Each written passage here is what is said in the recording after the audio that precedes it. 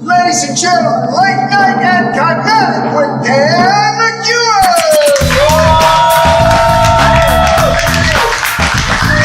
How you guys doing today? Doing alright? Can we take a moment to think about how awesome music has gotten in like the last 100 years? Because like 300 years ago, if you wanted to listen to music, you had to know someone that could play music for you and do it well. Because you might hear a song once in your entire life, and then you spend the next 20 years trying to remember it, and it just gets stuck in your head and you can never get that relief. And on top of that, if you're a musician, like 300 years ago, you basically, if you want to be a famous musician or just a musician and survive, you had to make music that rich people would pay you to make. They'd have to commission these symphonies for you to do, and anything you wanted to do didn't really matter. But now, if you can you can just put it out on the internet, you can touch thousands of people with any song, ever. And they can always listen to it, and they can put it on their phones, they can put it in their car, and it's with you forever.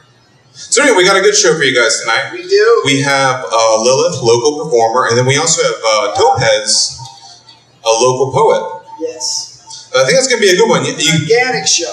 An organic show. A lot of carbon molecules. That's all based off of that. Yeah. Speaking of which, you probably can't see this at home, but I'm standing on top of a pentagram. It's going to be part of our first act. Yeah. So, or the act right now if you get you on fire. I really hope not. That would put a damper on my night. I think you've been a pretty good guy. Yeah, I don't know what the criteria is for catching on fire instead of a pentagram. I don't know, maybe I just picked the wrong gods to worship. Yeah. All right, well, let's go ahead and get started, guys.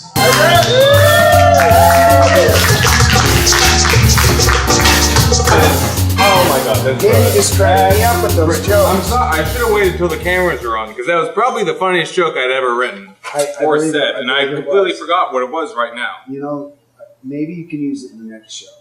I don't think we have it on tape. Seal. I think the joke is just out in the ether, never coming back. That's probably the best one. First of all, I wanted to apologize for last show. Yeah, what was up with that? This wasn't myself. I felt bloated. Yeah. My humor was way too sharp. I was insulting people all night, and... Yeah, you wore shorts. I wore shorts. Boys wore shorts. Only boys wear shorts, so I apologize for that. But let's check for fan mail. We got a great show. This is the official Nintendo Player's Guide for the video game GoldenEye. That's awesome. The big fan brought that. I guess he did. This is from almost 20 years ago. Wow. You know, he's an old guy. The cultural touch on this game, I think it was in the Smithsonian for one of the best video games ever made, as far as art form. Really? Yeah. We didn't play video games in North Dakota, so yeah. Is the big fan coming by? Today? Yeah. He came in last week. It was kind of weird because you didn't get to see him last week because you had to run off to the bathroom. That's right. Yeah. That's right. Yeah, it was kind of weird. That was good. So, well, we have a great show tonight. Yeah, so what's going... So we have Lilith, and we have Topaz. Oh! I heard... Oh, there he is. I heard 007, and I had to pop up. Yeah, how are you guys? We're doing good. It's good seeing you. Good to see you, too. I heard, I saw last week, right as I popped up, you dipped on me. Were you good? Yeah, or you had I just had a little something. I was feeling really bloated. You know what I mean? No, you drink a lot of coconut milk. You look really pale. Yeah, I need And I wouldn't even go so far as to say ugly. Really? Oh, really bad. I did watch the taping back. You did look a little bloated. Was it shellfish or was it hibachi? A little bloated from the sodium. I don't even know. Big's family. All right, well. We just got our mail. Yeah, I'll be real quick. I know you guys got a show to do. We've got a aggravated stalking subpoena. I think that was for you. Oh. Yeah. Sorry. I won't forget about that. No, please. Don't worry about that. Told by plate. Of course. Check that. It's not too bad. I should really just get... You should just pay it. We should just get the Sun Pass. Oh. Sun Pass is effective. And easier. They have an app for that? And you can get it at Publix. It's true. You can get it at Publix. And they have the mini one now, too, which is great. Yeah. Pharmacy bill. Get that checked. I know you're a Xanax fiend. And, hey, come on. Discharge. Downtown St. Pete, am I right? So, And actually, custom pens. This is actually the nicest one you've got. Custom pens. How much are they? I wouldn't pay more than 40 cents for a pen. 36 cents each. Whoa! How many do I have to buy? 100. That's a great regardless of quantity. Because usually once I finish using it, I just throw it. Chuck it at the wall. Done with that pen. It's only 36 cents. I say once they stop clicking, I'm out. All right. Then you usually stop clicking. Looks like we got Lola setting up some candles and some sage. She's gonna do some smudging and play some music. All right, well, we got Lilith and Topaz on that. Let's go see Lilith.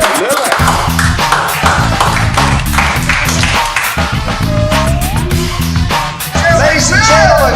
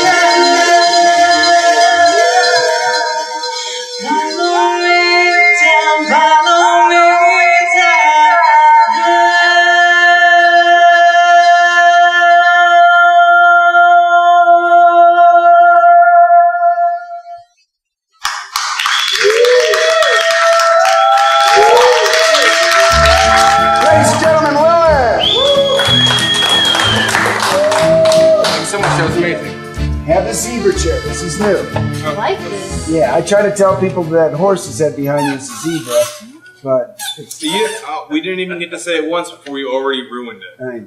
You could have, right off the bat. Yeah, it could have been a zebra. We can just keep telling people it's a zebra. It's a zebra. Should we paint white stripes on it so people know it's a zebra? Yeah, you know, some people need hints. Yeah, because a little known fact, zebras actually have the black and white stripes on their bones too. Oh, well, then you need to paint it. Yeah, it's I did not know authentic. that. That's not authentic. It would just be frankly embarrassing. You have to look it up. So up there, you seem like you're kind of mixing medians up there, because although you're doing music, it seems very visual. So have you tried it with anything else? Like, is this the first thing that you tried artistically, or like painting, or like what kind of sources have you tried? Well, I was always, as a kid in school, I was really awkward.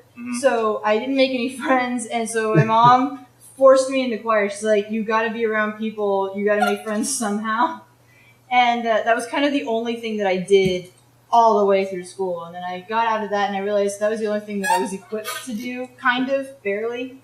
And so I went to school for opera afterwards. And I performed with St. Petersburg Opera Company for a while. And I started a band, Children of Orion. And after a while I kind of got curious, like, what happens when it's just me in a room kind of letting out what I need to let out.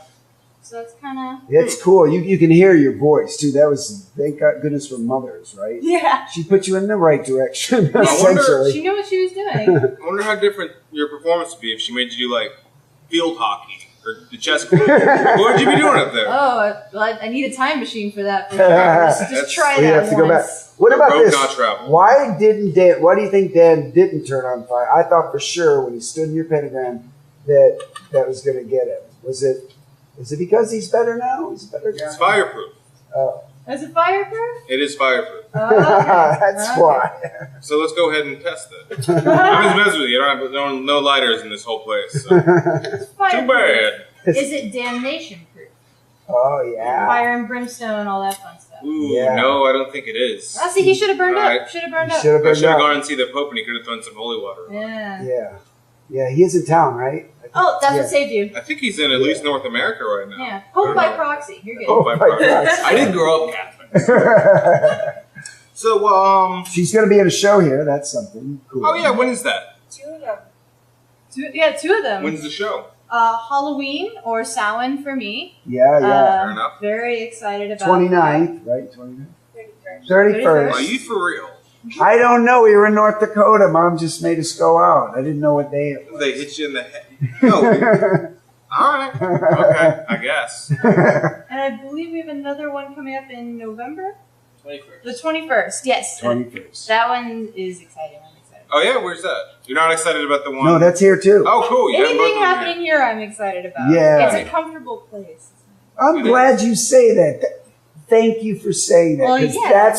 that's one of the things I work hard on, at least, because it's hard, like to do a show, be in front of the camera, stuff like that. You know, it's just, it always unnerves people. It's hard for them to be themselves. So that's my goal always. And Dan tries. Yeah, also. his biggest goal in life is to be comfortable. He sleeps in a hammock. You guys at home might not know I that. He has a hammock right behind Right us above that he us. sleeps in. Well, there you go. I think you're set. You've made it. I've made it. It does. It feels comfortable in this place. But others should feel comfortable too. Now we know. Yep, I certainly do. Now, what you do is very unique. Where does this come from? What influences you? Well,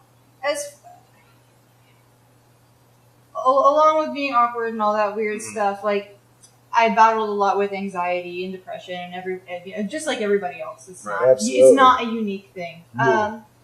And so music was a way to deal with that most of the way. But I still felt like there was something that it wasn't quite meeting. So I started like going along my way in my own spiritual path, and I grew into being a practicing witch, and I realized that there was a silence that gave me. It kind of quieted all of the anxiety and all of the bullshit. And it was similar to the silence that I get when I perform on stage. It's a similar comfort. And I realized what happens when I put these two very comforting things for me, put them together. Like, can I reach something even higher? Can I attain something more?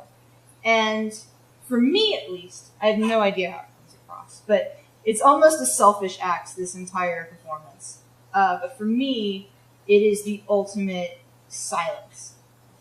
That's just, it's weird, but... That's cool. No, it's not that it explains a lot. I think you're right about the performances are for you. You know what I mean? So even though you're sharing with the audience, it's like you said, it is selfish, but it's also good. You know? I hope so, maybe. It is. Yours Makes it especially. a little less selfish.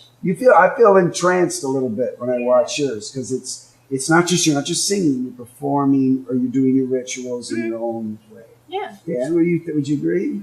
I would agree. It does have a trance thing to it. I don't know how to describe it. Yeah. But yeah, it's definitely something. It definitely puts you in a state of mind that is not usually what happens to listen to a song. Yeah, yeah. 'Cause usually when you listen to music, you get like a catchy beat in your head to make you remember, but this is not that kind of thing. It's just, different, yeah. like I can tell watching it that when you do it, is it always the same when you do it? Or do you think, does it change each time you do each song? It changes.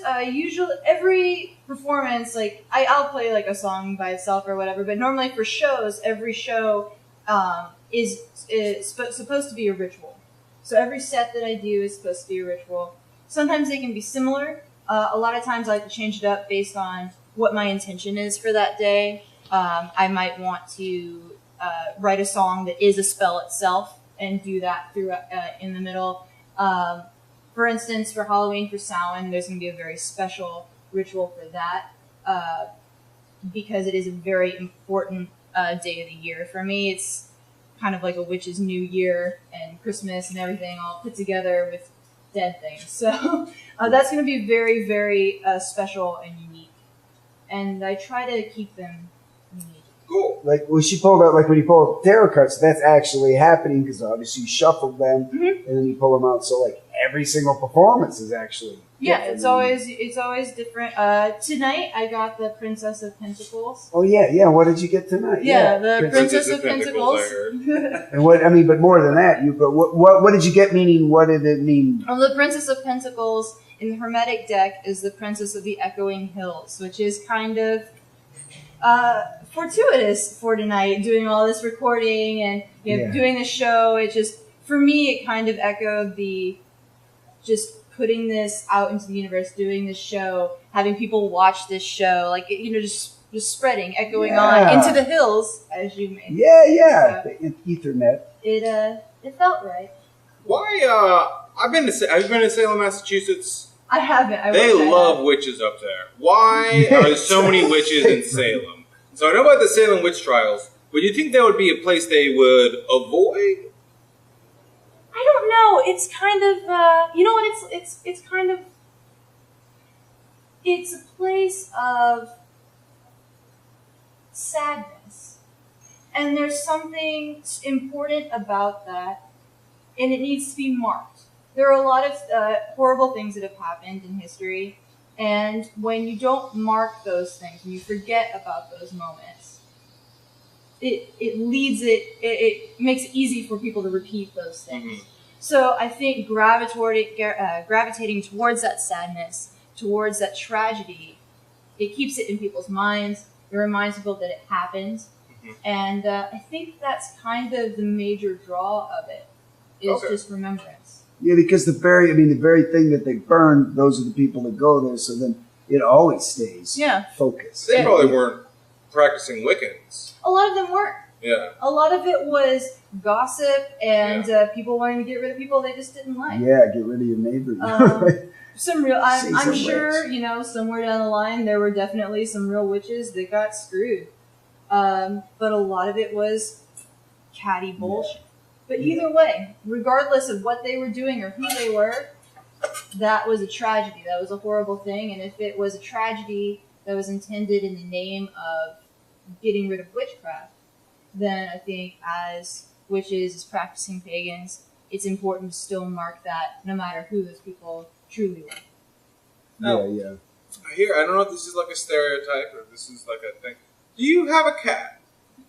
Of course I have a cat. All right, so just to change our pace a little bit. Yeah. If you could say anything, if you could ask your cat a question and it could answer you back, what would you ask it?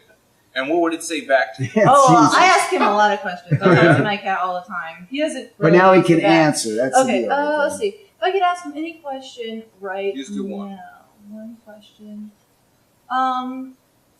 Why the fuck do you think that it's cool to wake me up at 4 o'clock in the morning every night? Why do you think that's cool?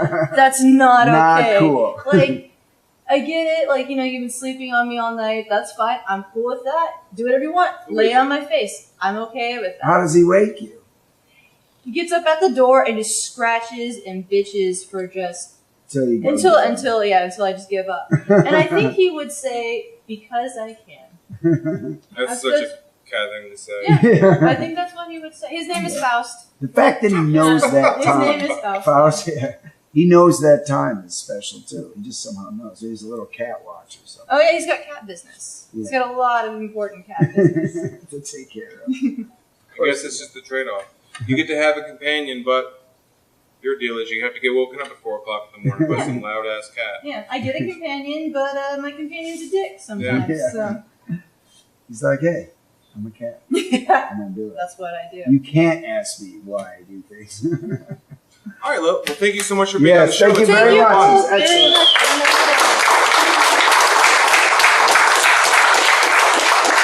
All right, so next we have Topaz. She's gonna do some poetry for us, so let's go watch that. Let's go watch Topaz. Ladies and gentlemen, Topaz!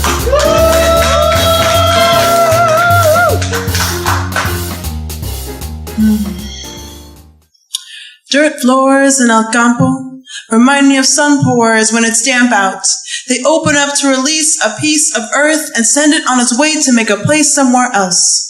Where else than home? Hustling feet, bustling tostadas and tostones that reek of mother's sweat and lips wet with papaya juice and sacred youth. Home never felt so rich when I no longer had a fridge. I've never felt so warm in a house with no hot water, or safe in a house with no security latch. But we said, Mama Lulu, we need more cafe. It tastes like hot cocoa. We could drink this all day. And when we asked for more love, she said, Dígame, hija. Digamos como sería mi sobrina. We locked these words away in our souls and gently let them sink into the dirt floor. That way the earth will soak it up and take it to a place where they need more. More, more, more. We say this religiously as U.S. citizens, but notice, we are not alone. This whole hemisphere is full of Americans who also say more, but in a different vein. For us to share is what they claim. To share the earth's fluid and the capture of the sun. Please don't share if it's war and guns. Some have died too young. I hear from the dirt stories of the revolution and all of their worries. Where's our revolution? To give the words back to those who live in dirt floor shacks.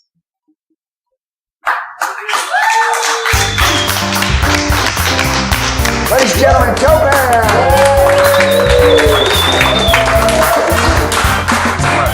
That was great. Please have a seat. So I'll just start the interview like I start every interview. How are you doing today? No, I'm hanging in. Yeah? Just another random late night, Friday night. Yeah. It's another late night show. Another late night show. 3 cameras on you. This is normal. Notch No in big your deal. poem book. Late night shows crossed off the list. So, why do you write poetry? What drives you? What's your motivation? Oh, well, I only write poetry when something feels tumultuous. Okay. So I could be the most joyful person ever and never write a thing. But when something really touches me or feels hard to ignore, I have to let it out. So it's like an emotional release. It's a story. It's a way to connect the dots between what I know and what I feel and what I think others should know.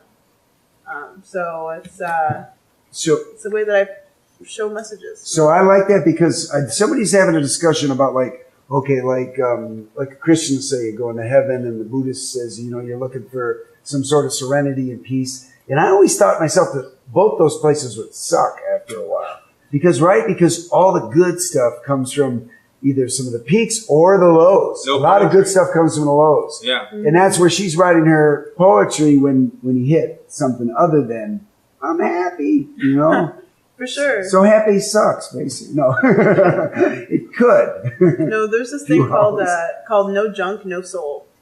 Oftentimes, people, when they find their low, when they find that medium, that painful piece, that's when the best music, the best poetry, the best art comes out, is when there's some kind of tumultuous feeling. And I find that with my poetry, so much of it is political, things that aren't fair, or things that I'm like, why does it have to be like that? Wow, how do you even find the energy to write about stuff? It's the only things that aren't fair. We just live in such a egalitarian, just society. You know, eat, sleep, and green tea. Yeah, give me the energy to do that. But also dancing also is a good release. But really, I know when the time is right. So, for instance, I have a corporate job, and I was supposed to be making interview calls, and I was like, I'm just gonna write a poem. And my boss came over, and he was like, "So, are you making your calls?" I'm like, "Yeah." And he kind of looked over my shoulder. He was like, "You're not making calls." And I'm like, I'm reflecting. He's like, "You're reflecting?" I'm reflecting. He's like, I need to do this to make some calls. Yeah. Don't bother me. Harassment. Yeah. Like, sexual harassment. Haiku, real like, quick, and then I'll call these guys. Yeah. They give you a script, you can just turn that into a poem. Write a nice little haiku for them. Exactly. I was like, I'll get some interviews. I'm gonna quit like next week. But I just needed to like get it out, and so I wrote a poem about corporate power and my issues with using others for money. So sometimes it just comes out in the most random times. But now, when you're writing poems, what sort of things are like a priority to you? Is it for the flow of the poem, word choice, rhyme, the emotion you want to evoke? Like, what's your goal? What do you try to do? I put a lot of emphasis in rhythm. Mm-hmm. I'm a very rhythmically minded person. So a lot of my poetry has to come out with an idea of musical elements.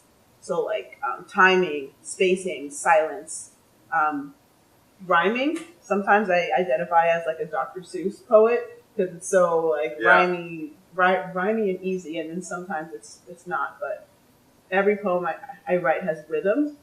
And when I make breaks or pauses, that's intentional to make an effect.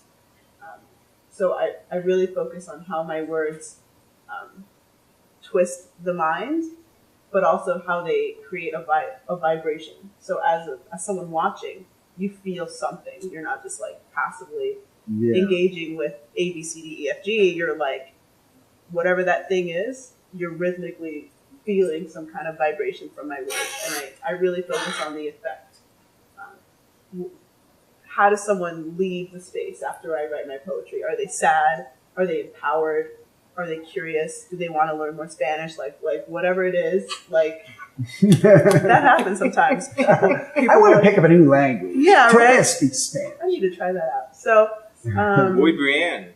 muy bien.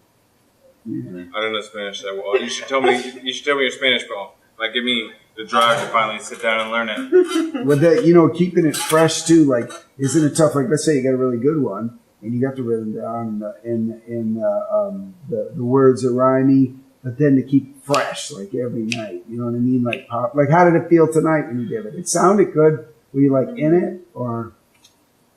That was a good question. Well,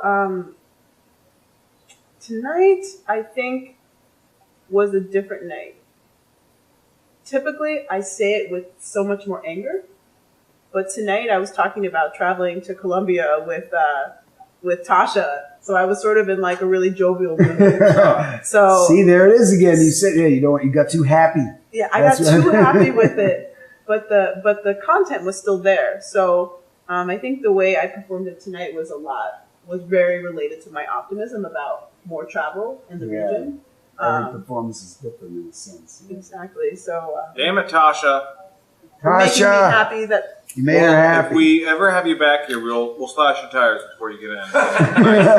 I'll make the best damn poem about slash tires ever in Kymatic Studios. I'll name it that. The crappy Kymatic with my tires /team starting. I will take a match and burn these pallets. to the ground. Ooh. Are these fire retardant? These pellets? Yes, they are. Oh, that's man. fantastic. Yes, they've been dipped in. You should have sent these to California. Yeah. Fires out there. Oh. Yeah. Jason actually just sent his mixtape out there. That's why it sort of blew up. Yeah. A lot of people know, but it's theory. still getting rid of. There's like 3 people, so you don't have 4. Hey, it takes time, It takes process. time. So what's in the future for you? You have any? Do you do open mics? Obviously, you're going to do feature for us. Yes. And what else? So I'm also a dancer by training. Oh, really? Yeah, I am actually. The ballet. That's not the ballet. More like I would call it Afro modern, which is kind of angular and but Africanist in essence. So what I've been trying to do is I've been producing music, layering my poetry under it, and then I've been dancing on top of that. So I have this project called Collections of Sounds that I collected from my environment, and so it's everything from someone washing dishes in the back to like someone coughing or maybe an African bell or just some random noises that I found that week. Cool. And I layer it with like my deepest poem ever. Like I almost never say it because it's my deepest poem. And then I also layer that with improv dancing on top. So that's been kind of like my baby. I've been kind of So that'll play and then you'll dance, but your voice is already recorded. Yes. You should do that here. That would be That's cool. too It's much. pretty Artists we raw. have It's tonight. pretty raw, man. Yeah. I don't know. It's too much. You're not ready for it. Is everyone ready for you? That- Or are Yeah. you ready for them? I don't know if everyone's ready for me. Yeah? That's what it really is. What can we do to prepare? Yeah. Learn Spanish? A lot of reading. A lot of I don't reading. know. Do it all in Oh, no. Spanish. Do it all in Yeah, Spanish, reading. and we won't even know unless they're Spanish. Oh my goodness. No, I think really. we'll still feel it even in the Spanish. Yeah. No, really. I think self-care. Like take care of yourself the day before. Get a massage. Get your nails. Like get a haircut. Whatever you need to like feel good, and then come, and then so that my experience or my work will just kind of bounce off of you. It won't absorb. So You don't want to like take this in too much. yeah, like you want to experience it, like you want to hear it and feel it, but you don't want it to weigh on you. Mm-hmm. So it's one of those pieces that you got to have some kind of thick skin for. And so that's why I've been really nervous about releasing it, specifically in Tampa. Because I don't know if it's ready. Well, damn it, you did perfect. Because now I want to Tampa hear metro it. area? Yeah, the or- Tampa Bay. Okay. I don't know if it's ready. Okay. So Maybe we can take a boat out into international waters and try this out. Yeah. We can that just would be record it cool. and then we That'd can be put it really out. cool. Well, if it sounds, you know what? Anytime something like that I've done in the past, and I'm always like afraid, like we shot this music video where I have to kill somebody, and I didn't want to show my mom or anything. You know, you're like afraid because like she's not going to understand. But usually those are some of the better things. You know what I mean? It's just because it's like you said, you went to that place to make them, you know, and so it's something good. Yeah. So you should do it. I'm getting the hint that I should perform at Kymatic. Yeah. With That's this a piece. perfect thing for Kymatic with the underground, you know? It could come up. Plus, the people that hang out here on a Wednesday night when it's hot, Crazy. get open minds. Yeah. They're ready to listen to what you got to say. They're willing to sweat it out. And Yeah. You know what? It's Maybe they been might nice. even lose their fucking minds when they see it. Yeah. Poof. Blow their minds. That'd be cool. I'd actually, just to repeat before that this is a really safe space. So I mean, Nice. That meant I think something. a ton of artists can be here and premiere their work and feel totally comfortable, and that it's received in whatever way it will be. So I think if I were to perform it in the Tampa Bay area, I would do it at Kymatic. Excellent. Yeah. But I got it. Yeah. That I mean, I think they're perceiving that because the people we live with here, and I know Dan feels this because that's the way we start up this show, but it is for other artists. The only way I've ever been successful is other people, not me, other people. And tonight you and Lilith have been very, very introspective, thoughtful guests, and I like that. So if our trend just continued like that, it makes the interviews as hot as the performances when you've actually thought about it, so. Absolutely. That's my input. Well, that's amazing. I'm super excited to hopefully see this project we're working on in the future. Cool. Thank you so much for being on the show. Thank you. All right, ladies and gentlemen, that wraps our show. That's all, folks. That's all, folks. See you next week. We got